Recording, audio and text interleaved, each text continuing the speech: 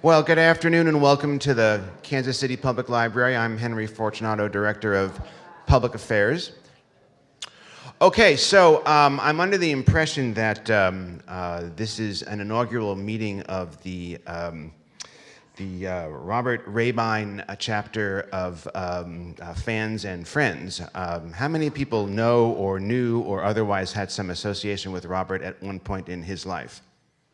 Yeah, good. Well, this is the beginning of that chapter, so we'll have to do a sign up afterwards. Okay, well, along with Leavenworth, I think Dodge City is one of the most fabled and iconic places in Kansas. In the case of Dodge City, just about everyone knows that for a brief period in the late 19th century, it was a town where we like to think that the Wild West was at its wildest. In this imagining, Dodge City was where Wyatt Earp maintained law and order, and outlaws died with their boots on prior to their burial in Boot Hill Cemetery. Indeed, the phrase, "get out of Dodge," or more colorfully, "get the hell out of Dodge," has entered the lexicon as an idiomatic expression meaning to leave a difficult or dangerous environment in all possible haste. This expression, however, appears to be ahistorical and of rather recent vintage, which is to say it derives not from the Wyatt Earp era, but rather the James Arness era. It took me less than 2 minutes to find the clip from the TV show Gunsmoke on YouTube, wherein Marshall Dillon tells some bad guys to get out of Dodge. Actually, this scene is nowhere near as heroic as you might think. The marshal and his deputy are kind of outnumbered. They're facing down 10 or so desperado types from Texas. They're on horseback with guns cocked. Telling them to leave is about all the marshal can do because he really doesn't have any other options. Robert Rebein grew up in Dodge City during much of the time when Gunsmoke was on TV. He learned at an early age that he didn't have too many options either, and he too would have to get out of Dodge as well. He puts it more eloquently, of course. Here's how Robert explains the realization he reached long before he was in high school. "We were leaving," he writes, "and not just for a year or 5 years, but forever. Like the region's cattle, wheat, and corn, we'd been raised for export." And most of us had learned this fact at about the same time we learned that Santa Claus was a fiction. That's a passage from Robert's new book, Dragging Wyatt Earp, A Personal History of Dodge City. It's a hybrid work that combines some fragments of memoir, a bit of travel narrative, and a healthy helping of Western Kansas history. I truly loved every page of it, just as I am sure we're going to be delighted by every minute of Robert's talk. Robert, as I suggested a moment ago, is no longer a resident of Dodge City. He went to KU to earn his undergraduate degree, then went on to do graduate work at Washington University in St. Louis and Exeter University in Great Britain. Today, he teaches creative writing and directs the graduate program in English at Indiana University, Purdue University in Indianapolis. Dragging Wyatt Earp, A Personal History of Dodge City, is for sale, and Robert will be signing copies following his presentation. Ladies and gentlemen, please welcome Robert Rebein.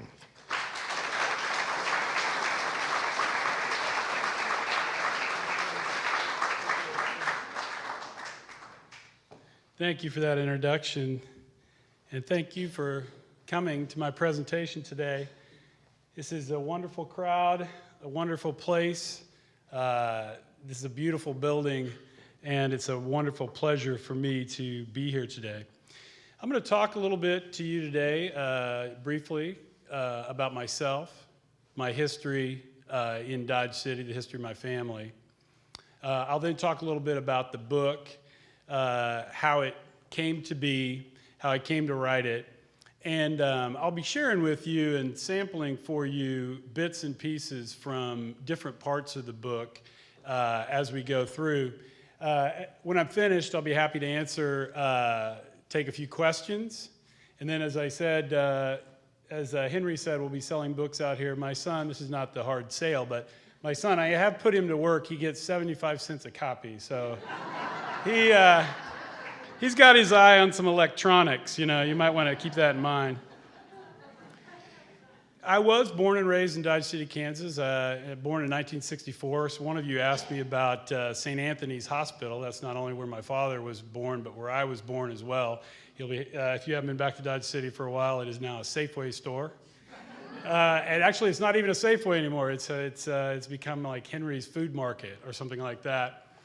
When I was born in 1964, my parents lived 20 miles outside of town in a little farmhouse in the middle of a gigantic wheat field.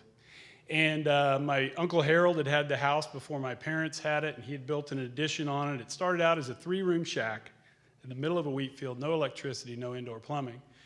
Then they worked on it, and when I was 3 years old, my dad and his brother, who farmed together, decided to diversify their operation. They were into farming and ranching, but they bought a salvage yard on the south side of Dodge City, and we moved to town. Well, just to give you a sense of the way Dodge City people do things, they went into town, they scouted out the available properties, they put an offer on a house, it didn't work out. So next thing you know, my dad is telling my mom, well, honey, we've already got a house. Let's just move it to town. And so like so many people out there do, they would jack that house up, put it on wheels, and pulled that sucker to town. And that was the house that I grew up in.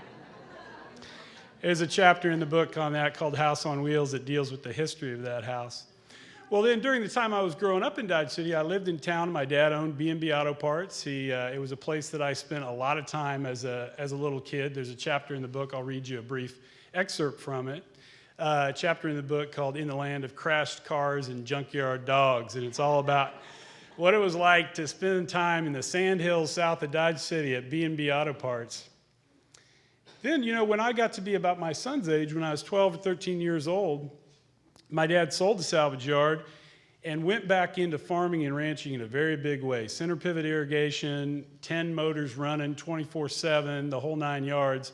I write about this in a chapter of the book called Sisyphus of the Plains. It really was, in some ways, the defining, shaping moment of my life when I suddenly, my father, who I had seen very little of just because he worked so much, I suddenly went to work for him out on that farm. And the lessons that I learned in doing that are detailed in that essay and really had a lot to do, I think, with the person I am today and how I view things today.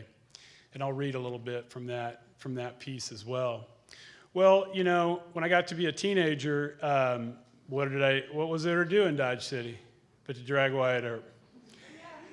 I'll read a little bit from that essay, but I can tell I'm looking at the age, when I look at the sort of the age group of this audience, I want to tell you what I've learned in my travels.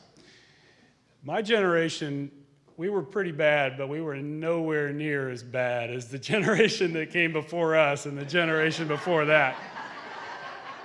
I come to these readings and I talk about the little things we did on Wyatt Earp, but I'm signing a book and there's a guy standing there saying, yeah, we were way worse than you were. So I fully understand that. When I left Dodge City, I didn't know anything else but that place. I had nothing to compare it to.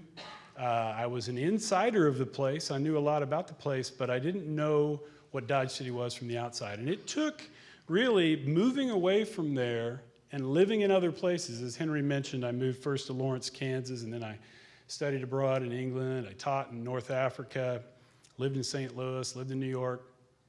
And during that time, I was deciding to become a writer. I was working to become a writer. And in my mind, what I was going to do was write about all these travels. Oh, I've been to Paris. I've been to North Africa. But every time I sat down to write, what do you think I started writing about?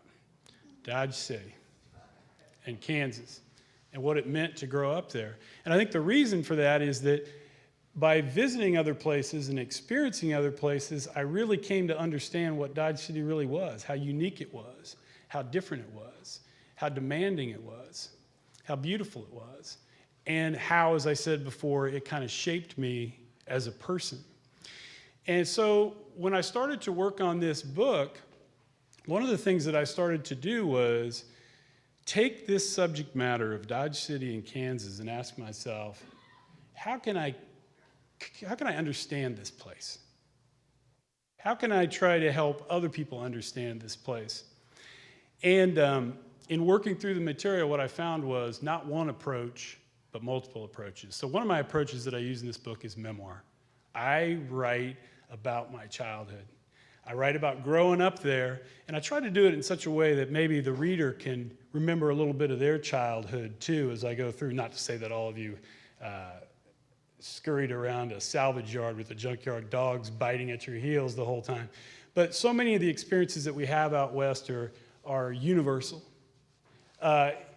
Beyond the memoir part, I also started reading about Dodge City, reading about the history, Coronado, Custer in the mid-1860s, Wyatt Earp, reading about this and questioning it and visiting the places where the things I had been reading about happened and trying to come to a better understanding of the place through that. Final thing I did, and this is a little bit of a lark, I have to admit, is I just got ideas of things to do when I went back to visit. Among the things I did is I tried to ride a bronc in a rodeo. Tried to do it in Dodge City. They promised me they'd let me do it, and then they said at the last minute, they said, no, you can't do it. So I ended up going out to Leota and riding a bronc in a rodeo there. Spent a day as a pen rider in a feedlot over by Scott City. So this is what I've done in this book, is try to capture this place and try to come at it from a lot of different angles. So I'd like to just sample a few little pieces for you and give you a little flavor of the book. And in doing so, maybe give you a sense of sort of my passage through this material, and hopefully I'll hit on a few things that you remember as well. First piece I want to read to you, just a brief couple pages, has to do with the salvage yard, B&B Auto Parts, and some of the people that I met there. While the other men who worked for my father at B&B Auto Parts on the south side of Dodge City, Kansas, all wore the same uniform of dark blue trousers along with a light blue shirt with a name tag, Larry, Dan, Seth, and B&B Auto Parts on the other pocket. Indeed, my father himself wore this uniform religiously. Challo, the body man, could not be bothered. At best, he regarded the uniform code as optional.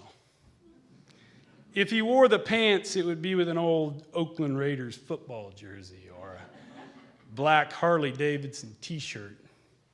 On days when he deigned to wear the shirt, it would be with jeans or shorts, the shirt unbuttoned, its tail flopping behind him.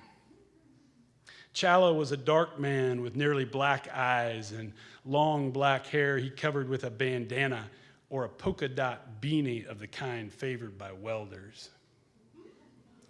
When he bothered to shave, he went in for long sideburns and a Fu Manchu mustache. Indeed, he claimed to have created the style himself. Broadway Joe ain't got nothing on me, he would declare, smiling to show a gold cap on one of his front teeth. It was this style of Challo's that appealed to me so strongly, that and his sense of freedom. I remember asking my father how it was that Challo seemed to operate under a different code and a different set of rules than the other men who worked for him at the salvage yard. My father just shrugged the matter off the way a philosopher might shrug off a famous conundrum. He's a body man, he said. They're just a different breed, that's all. When I asked my father what that meant, he went on to explain that an experienced body man was more like an independent contractor than a regular employee. They're like hairdressers, he said, offering a comparison that stunned me to my core. When they get tired of working in one shop, or they don't like the rules there, or they have a falling out with the boss, they just move on down the street to the next shop, and then the next one after that. Most of the body men in this town have worked at pretty much every shop, some of them more than once. When I pressed my father further, amazed that he would hire someone who had quit on him months or years before, he made an even more startling comparison. Bodywork isn't something just anybody can do, he said. It takes a certain touch, an artist's touch. Once the comparison had been made, I could see that it was so. The body shop with its floodlights and pervasive odor of paint and bizarre tools for pounding dents out of sheet metal, was nothing so much as an artist's studio. An air of bohemian cool pervaded the place, surrounding all the men who worked there. The act of smoothing out body putty or laying down a coat of lacquer with a paint gun required poise and precision. There was nothing of the grease monkey in it, no gasoline fumes or black dirt beneath the fingernails. The job was not to repair so much as to transform. When I say that Challo was an artist, I mean that he was a man of ideas with the means to make those ideas a reality. Once, he sent me to get him a cheeseburger and fries from his favorite burger joint down the road from the salvage yard. Because the place was more than a mile away and I had to walk there and back, by the time I returned, the food was lukewarm. "What took you so long?" Challo asked, pulling a soggy fry from the bag and inspecting it with a grimace. "This shit is cold, man." "It's a long walk," I said. "Well, take your bike next time." "I don't have one," I lied. "Really?" Challo asked, raising his black eyebrows in a way that showed he was already entertaining some outlandish new idea. Not long after this, Challo showed up at the salvage yard with an old Schwinn with rusted fenders and rims and an ugly faux leopard skin banana seat. The bike looked suspiciously as if it had been lifted from a school playground or somebody's backyard, but I didn't ask about that. For the next couple of days, while other projects he should have been working on sat waiting, Challo lavished his full attention on the Schwinn. First, he stripped the bike down to its frame and sanded off all of the old yellow paint. Then he hung the frame on a wire and hit it with a coat of brown primer and 2 or 3 coats of candy apple red. The next morning, after the paint had dried, he replaced the bike's original handlebars with a pair of chrome bars he took off a wrecked motorcycle. Then he cut the bike's chrome sissy bar down so that the back of the banana seat rested fender-like an inch above the back tire. The seat he covered in some black leather upholstery cut from the back seat of a wrecked Cadillac. By now, other guys at the salvage yard had taken an interest in the project, and they brought in new tires and wheels and pedals.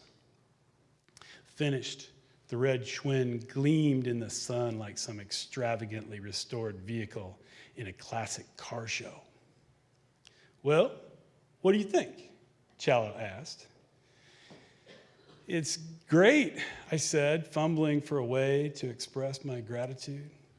"Shit, man, that bike ain't great," he returned. "That bike is badass. You know what I'm saying? Badass. Badass," I repeated. Reaching into his paint-splattered Levi's, the body man pulled out a $5 bill and waved it in front of his nose.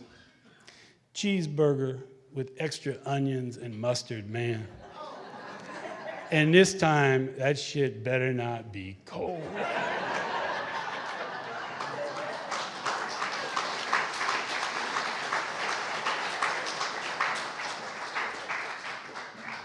So that was a little bit of my life at the salvage yard with Challo. You know, what a guy. Lots of stories of Challo. It's funny when I tell that story and write that story, then I do it in Dodge City, certain parts of Dodge City, people come up and say, I saw Challo in El Paso last week. He's not doing so well. I mentioned earlier that one of the defining moments of my childhood was when my father sold the salvage yard, and I followed him out to work on the farm called the Canobra Place that he bought sometime in his mid-40s. I want to read to you a little bit from an essay that's about Sacred Heart Cathedral School. I know a lot of you know this place. Some of you went there. Some of you taught there. This scene is set in Sacred Heart Cathedral, but it has to do with this moment that I remember very vividly in my childhood when I first began to understand what work was and also what this place was that I was living and what it could do when it decided to get a little angry. I vividly recall the first day I went to work for my father. It was a frigid March morning in my 5th grade year at Sacred Heart Cathedral. And the entire school was abuzz with the news that a massive winter storm was expected to dump several feet of snow on the southern plains. All that remained for the snow to be classified a blizzard was for the wind to begin its characteristic howl.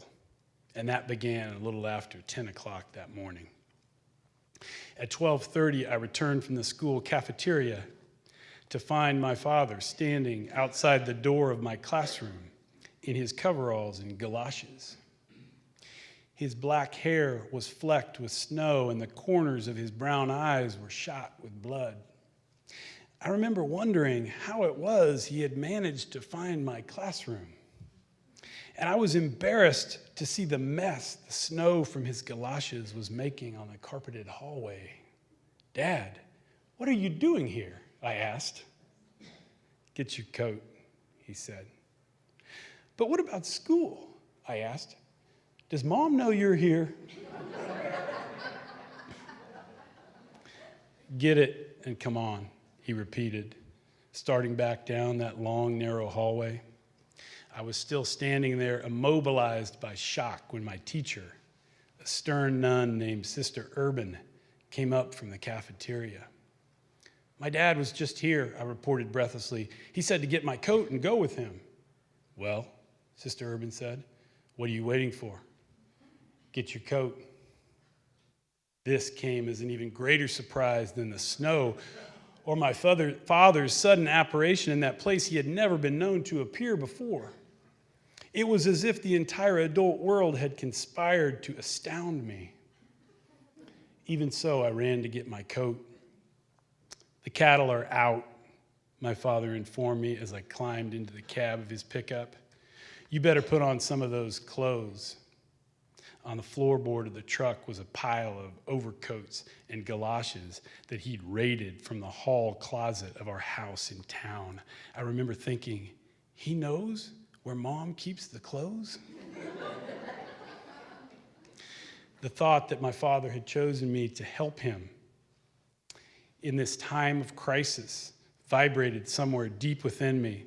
And as I pulled on my coveralls and galoshes, I imagined the two of us bringing the cattle to safety, accompanied by a melodramatic soundtrack straight out of the 1960s TV Western, Bonanza, say, or better yet, The Big Valley.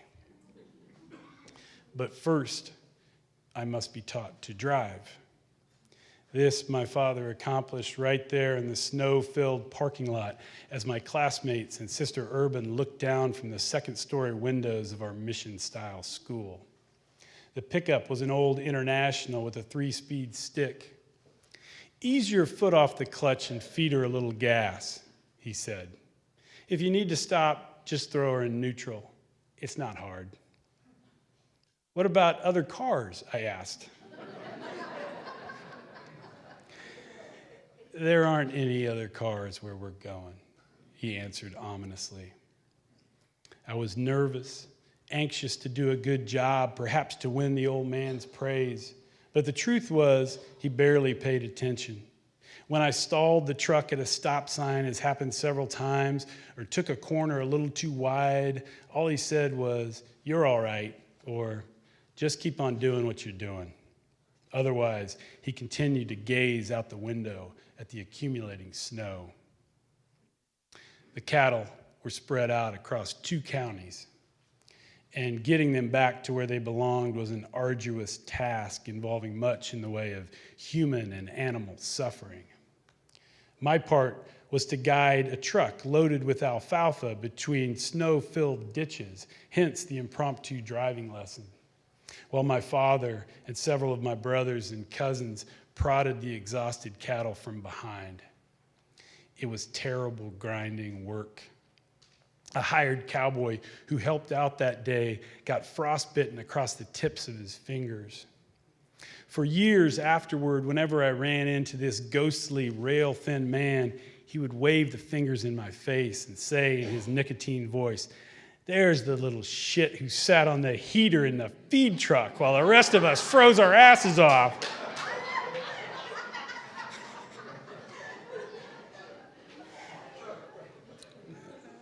But I have other memories of the blizzard, ice forming in the mustaches of the horsemen, yearling cattle dead on the side of the road, their black hooves sticking out of the drifts like tombstones. How unnaturally white the sky was, the sun little more than a dull yellow globe. The way the wind swept across the frozen surface of the prairie like some malignant force. I hadn't known the world was capable of such power. I thought snow was for sledding and the building of backdoor igloos. But now I had witnessed another side of things, and I carried the knowledge with me like a doom. When I returned to Sacred Heart a few days later, it felt as if a couple of years had gone by. At the door to my classroom, I looked into Sister Urban's pale blue eyes and saw for the first time that she too possessed the terrible knowledge. "Well, young man," she said, "did you learn anything helping your father?" I had indeed, but I didn't trust myself to put any of it into words. Instead, I mumbled something about snowdrifts and electric fences and stole past her into the warm classroom, happy to be among the uninitiated once again.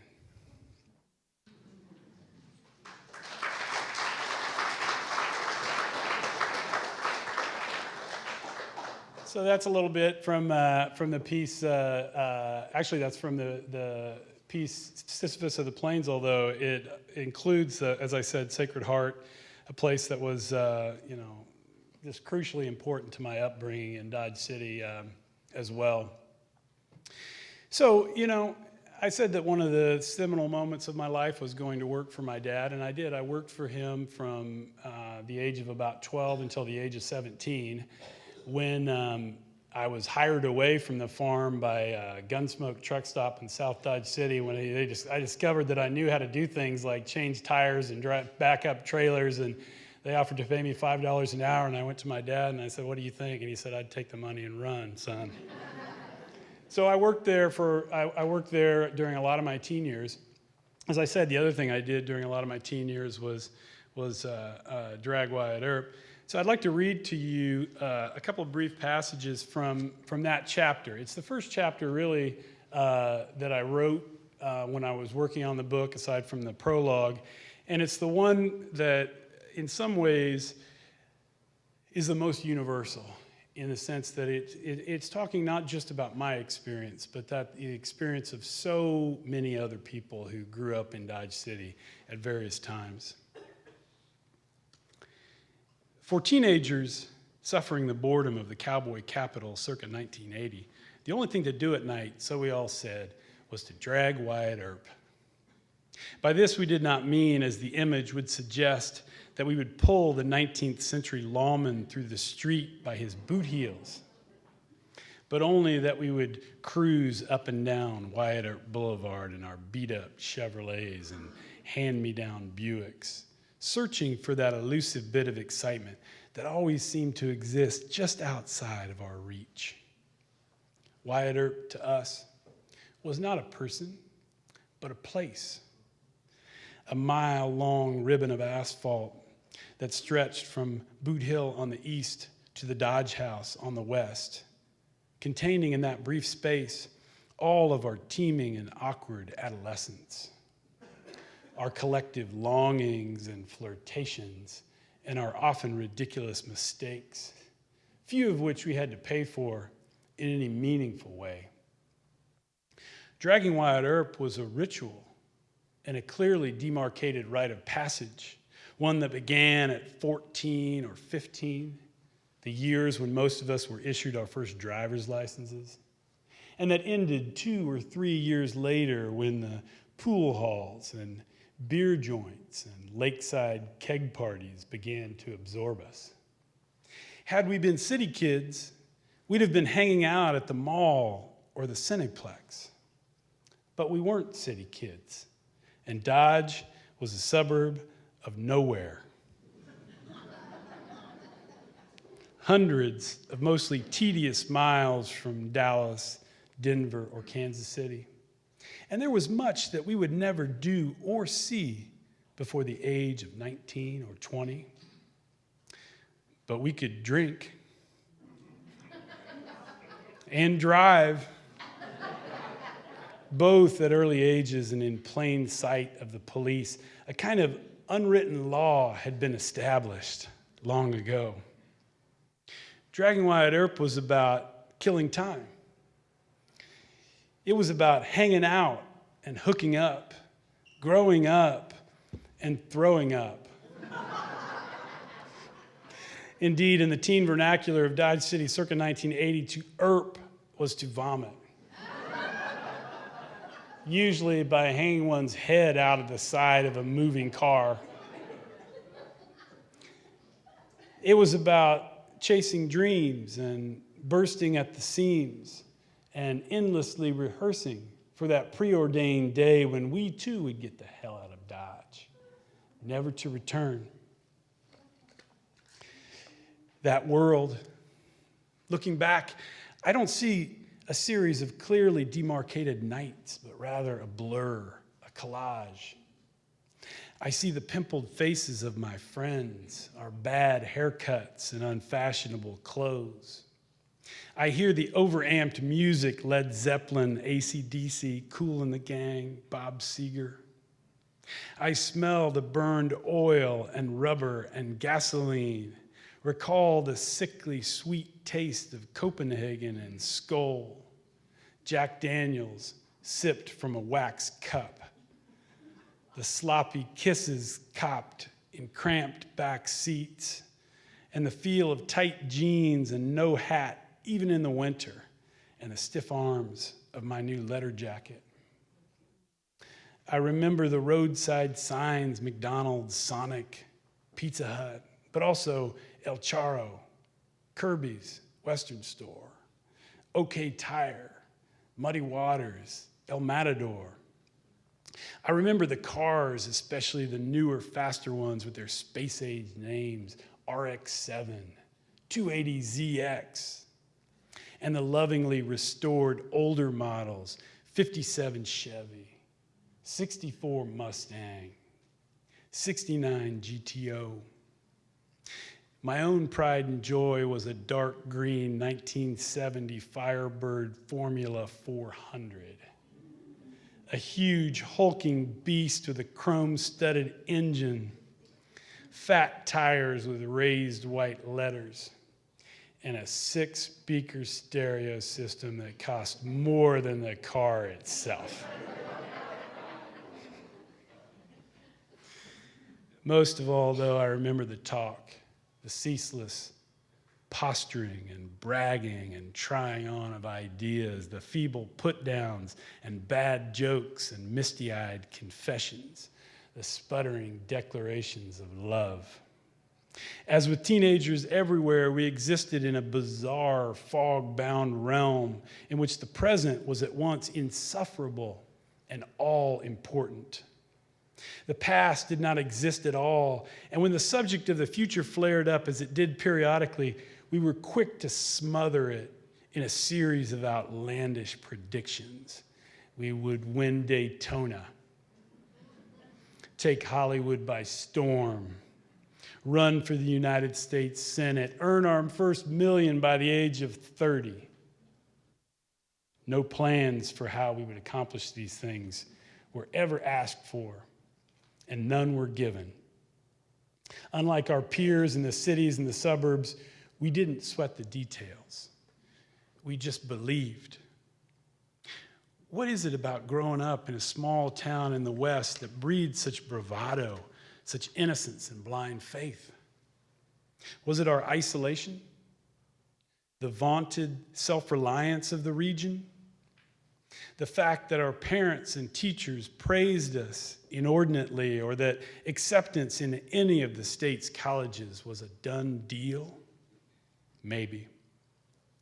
But I have another explanation. We were leaving.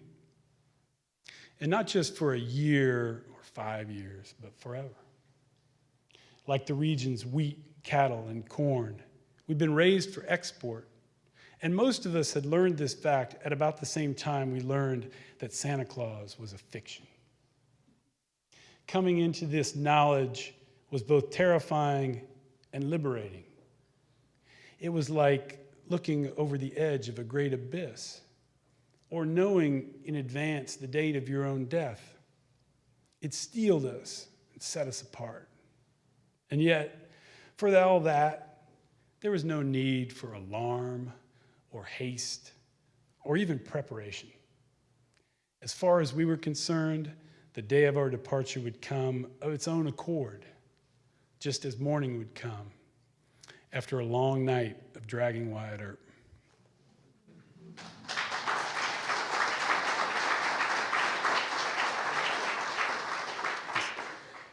That essay continues in a couple of different directions. One, it leads to a kind of a fateful night that I had on Wyatt Earp, one night that involved, it's funny when people who aren't mentioned by name in this book come up to me at a reading and talk to me, but it involved a policeman in Dodge City who was at a reading that I gave on Thursday night and came up and said, yeah, I remember that. You know, I said one of the other things I do in this book is I look a little bit at the history. Now, I'm not a professional historian, but I did look into some books about Wyatt Earp and Coronado and George Armstrong Custer and Black Kettle and a lot of the other figures who loom so large in the history of southwestern Kansas. And I'd like to read you just a little segment that deals with Wyatt Earp. It actually comes in this essay I've been reading from directly after the place where I just dropped off. And it's here not only as a sort of a revision of who Wyatt Earp was based on newspaper articles and other sources that I found in Dodge City, but also to provide a sort of contrast between maybe this lawman and what happened to me later with my lawman in Dodge City. According to newspaper articles on file at the Kansas Heritage Center, Wyatt Earp was a deputy city marshal in Dodge City, a policeman, essentially. From May 1876 to October 1879, the height of the city's cowtown fame, during which time he earned a reputation as, quote, one of the most efficient officers Dodge City ever had, unquote. A cop with, quote, a quiet way of taking the most desperate characters into custody. What was this quiet way of Marshal Earp's? An item in the August 20th, 1878 Ford County Globe sheds some light on the matter. Quote, another shooting affair occurred on the south side Saturday night, the article begins. It appears that one of the cowboys, becoming intoxicated and quarrelsome, undertook to take possession of the bar in the commissary. To this, the barkeeper objected, and a row ensued. Our policemen interfered and had some difficulty in handling their man. Several cattlemen then engaged in the broil, and in the excitement, some of them were bruised on the head with six-shooters. Plainly put, during his stint with the Dodge City Police, Wyatt Earp became known not for shooting his gun, a Colt .45, specially modified with an extended barrel almost a foot long, the infamous Buntline Special, but rather for using it to brain belligerent drunks. If some obstreperous cowboy resisted arrest, Earp told his biographer, the fawning Stuart Lake, a marshal could jerk his gun, bat him over the head, and end the argument. Earp had various names for this favorite ploy of his: manhandling, buffaloing, bending a six-gun over a man's head. We moderns employ a different term: excessive force. But in Earp's day, it was thought that a cop who kept order without actually firing his gun was a very good cop indeed. So much of what we think we know about Wyatt Earp turns out to be, on closer examination, false or misleading. Having studied the famous photographs, all of them in black and white, we naturally imagine a dark man, when by all reports, Earp was a strawberry blonde with blue eyes. Having seen the movies and TV shows, we imagine a big man, someone of the stature of John Wayne, or better yet, James Arness of Gunsmoke fame. When in truth, Earp was rather slight, never weighing more than 160 pounds. Having read the pulps, we picture a classic gunslinger, a man standing alone at high noon. But as a Cowtown cop, Earp worked almost exclusively at night and in tandem with other police, who remembered him not as a quick draw or a crack shot, but as an accomplished brawler, a bare-knuckles fighter of such skill and tenacity that fellow cop Bat Masterson, who later became a New York City sports writer, was reminded of none other than the legendary fighter Jim Corbett. I doubt if there was another man in the West who could whip Wyatt in a rough-and-tumble fight, Masterson wrote. As for the self-doubt and scruples Hollywood prefers in its cinematic marshals, apparently Wyatt Earp wasn't much troubled by these. The testimony of those who knew him best describes a dour, supremely confident man who inspired fear in his enemies and near fanatical loyalty in his friends. Earp was calm, experienced, methodical, and perhaps, most important of all, he did not drink. No, not a drop. Add to this the fact, as one biographer has it, that the young Earp grew up in the same pro-union, Republican, progressive, anti-slavery atmosphere that spawned Abraham Lincoln, and the portrait is complete. The man Dodge City saloon owners hired to keep the peace in the wicked city was neither a hero nor a saint, but rather a detached, seasoned, and somewhat sadistic teetotaler who was good with his fists and didn't much care for the rebel scum he was charged with arresting on a nightly basis. For his work in Dodge City, Earp drew a salary of $100 a month, plus a $2 bonus for every arrest made. According to Stuart Lake, one of Earp's innovations as a Dodge City Marshal was to pool these bonuses and share them among all the cops on the force, provided the arrests were made without shots being fired. Earp's idea, to kill no one, but to collect plenty of bounties from buffaloed drunks, worked like a charm from first to last. We winged a few tough customers who insisted on shooting, but none of the victims died, he recalled. On the other hand, we split $700 or $800 in bounties each month. That meant some 300 arrests every 30 days. And as practically every prisoner heaved into the caboose was thoroughly buffaloed in the process, we made quite a dent in the cowboy conceit. Dent, indeed. Earp's calculation here is as chilling as his methods were brutal. Yet a century and a half later, it's difficult to argue with his basic premise, which counted a rap on the skull as a lesser evil than a bullet in the brain.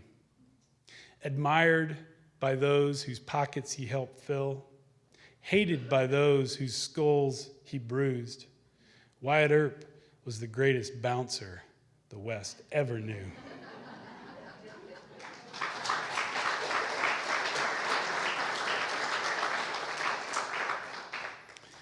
Okay, well, I'd just like to read one last little piece for you, and then I'll take some questions. I told you that one of the things I did in this book is to go out and to try to experience things, go out and try to do things, go out and try to see things in an effort to understand Dodge City.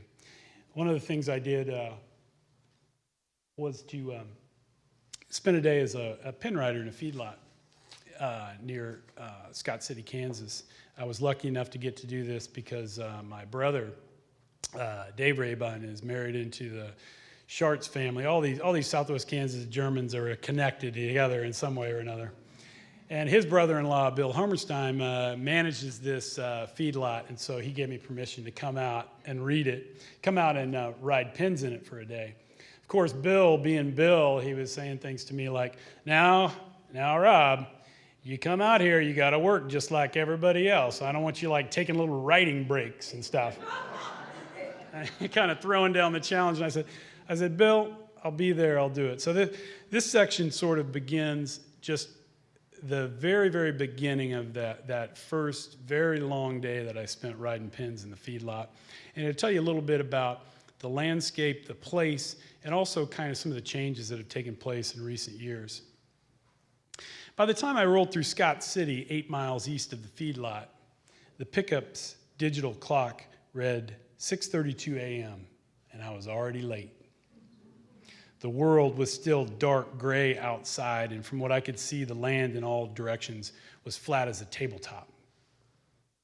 There were no trees to speak of, and hardly any farmhouses or other buildings, just wheat and corn stubble, and the occasional pasture dotted with cattle, the roads running between these giant fields as straight and true as if someone had drawn them with a straight edge. The feedlot itself was a big, flat, industrial space. Nothing but pen after pen of milling, bawling cattle, with a noisy feed mill towering over one end and greenish-black wastewater ponds at the other. Light poles illuminated the scale house and the wide gravel lot at the center of the place, throwing an eerie fluorescent glow on everything, reminding me of one of those lunar mining scenes you sometimes see in science fiction movies. Bill met me in the carpeted hallway of the feedlot's main office. "How the hell are you? Are you ready to go to work?" he asked, his eyes inspecting me over the top of wire-rimmed glasses. He looked older than the last time I had seen him, but still hale and forceful for all that, every bit the former St. Mary of the Plains college football player in cowboy boots and a 4X Stetson. "I'm good," I said. "How are your knees? Dad tells me you're looking at a double replacement." "When I get the time, I am." Bill glanced at his watch dramatically, as if to comment on my tardiness. "Got an interesting day lined up for you. You think you're ready?" "You bet," I said. "Come on then," he told me. "I'll take you down to the barn and introduce you to Apache and the boys." The barn was a squat metal building set on hardpan in the dead center of the feedlot. I parked the ranch truck on a wide gravel lot next to the building and unloaded the horses. Cuba, a 10-year-old Palomino gelding that, according to Bill, had been ruined by too much goddamn roping. And Doc, a 7-year-old sorrel gelding my brother Joe had recently acquired from a man who said the horse had spent several years working in a feedlot. I quickly saddled them and led them to a pipe rail behind the barn where 4 other horses stood tied, then joined Bill and the rest of the crew inside. "This is Joaquin, also known as Apache," Bill said, indicating a tall man in his mid-30s with steady brown eyes, high cheekbones, and jet black hair cut into a mohawk. "Apache's been with me the longest of all these guys. What is it now, Apache? 8 years?" "Yes, 8, Joaquin answered, reaching out to shake my hand. "These other guys are Jose, been with me 6 years, Sergio, and Jaime," Bill said, as I continued to shake each man's hand in turn. Ranging in age from 19 to 30, the men were all dressed in cheap, durable work clothes, feed caps, jeans bought at Walmart, cotton hoodies, whereas I, by contrast, had on a straw cowboy hat, a long-sleeved Roper shirt with pearl buttons, and a pair of leather rodeo chaps. "You'll find that none of these boys says very much," Bill said, hand on my shoulder, very coach-like, "at least not in English. But stick by Apache and he'll tell you what to do." He handed Joaquin a to-do list full of pen numbers and head counts and feeding regimens. and returned back to me one final time. Any questions? Yeah, what time is lunch? I said, attempting a joke. After all the pens are written, Bill said over his shoulder, already on his way back to his office in the scale house. After Bill was gone, Jose offered me a seat and a cup of coffee, and the five of us sat around for a while in the polite, awkward silence of people who have been thrown together but who do not speak the same language. There was a lot of eye contact and nodding smiles. A donut was offered, which I declined. There was so much I wanted to ask these men. I didn't know where to begin. I wanted to ask, are you legal? Do you like your job? How much are you paid? Do you have health insurance? How did you learn to ride? Do you consider yourself a cowboy? Do you consider this place where you work an environmental disaster area? Do you have kids? What are your dreams for them? Do they play too many video games and eat too much sugary cereal? What are the best and worst parts of your day? Do you like cattle, or are they just meat to you? Do you love horses? In the end, though, I just sat there with a dumb smile glued to my face, nodding and supplying the answers, or what I imagined the answers to be myself. Okay, Joaquin said, having finished the Marlboro he was smoking. Now we go get the cattle. We grabbed bridles, pulled tight the cinches on our saddles, and mounted up. By now the sun was up. It was a misty morning, chilly for late May. Leaving the barn, we rode down a sand alley as wide as any city street. Not a blade of grass grew anywhere. The whole place was nothing but sand and mud, 14-gauge steel pipe, and cattle, cattle, cattle.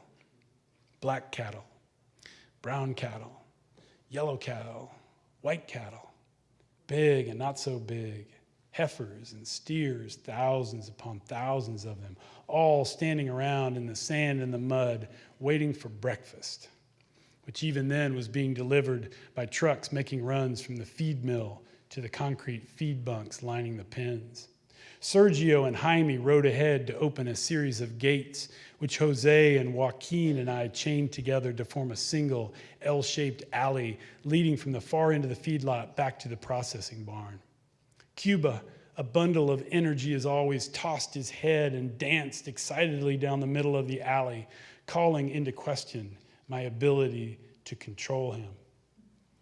Nice horse, Joaquin offered, nodding appreciatively. He's a good horse, I agreed. A little crazy, though. Caballo loco. Sí, caballo loco, Jose laughed. All palominos are that way. 5 minutes after leaving the barn, we came to the first pen on Bill's work order. Joaquin, leaning sideways from his horse, opened the gate and held it open for me as I rode through. The simple grace with which he performed this maneuver, no motion or effort wasted, the entire thing, a single fluid movement, filled me with professional envy. Did I have a right to that envy? I didn't know. All I knew was that I wanted my own horsemanship to be like that. What would it take to get there? How many repetitions over how many days and weeks? Once in the pen, we began a slow, methodical gathering of the 100 or so cattle it contained. Moving no faster than our horses carried us at a walk, we pushed them slowly up the pen and into an alley that we had built to funnel them back to the processing barn. Jaime, Jose, and Sergio rode at the point of our herd, while Joaquin and I brought up the rear. When did these cattle get here? I asked Joaquin. Yesterday, he answered. How long will they stay? 6 months, maybe, until they're fat. What's fat? 1,200 pounds, maybe. How much do they weigh now? 700 or 800. I paused to do the math. So they gain what? 500 pounds in 6 months? A little more. The goal is 3.5 pounds a day. That's a lot of corn, I observed.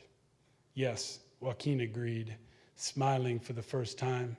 A lot of corn. Thanks.